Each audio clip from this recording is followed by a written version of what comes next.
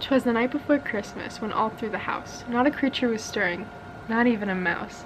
The stockings were hung by the chimney with care, in hopes that St. Nicholas soon would be there. The children were nestled, all snug in their beds, while visions of sugar plums danced in their heads, and Mamma in her kerchief, and I in my cap, had just settled our brains for a long winter's nap.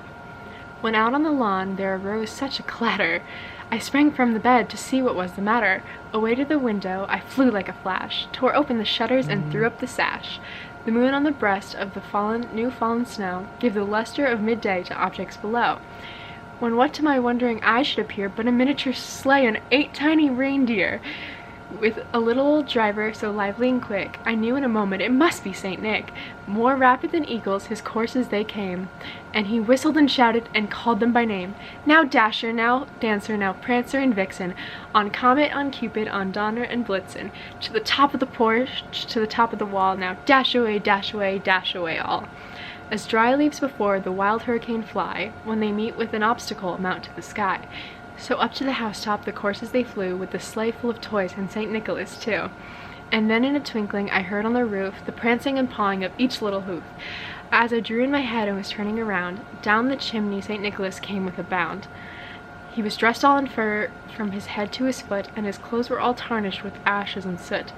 A bundle of toys was flung on his back, and he looked like a peddler just opening his pack. His eyes, how they twinkled, his dimples, how merry. His cheeks were like roses, his nose like a cherry. His droll little mouth was drawn up like a bow, and the beard of his chin was as white as the snow. The stump of a pipe he held tight in his teeth, and the smoke in it encircled his head like a wreath.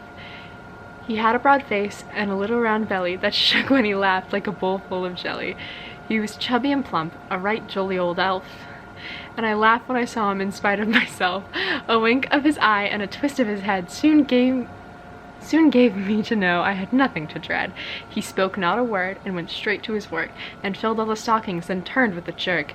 He lay his finger aside of his nose, and giving a nod, up the chimney he rose.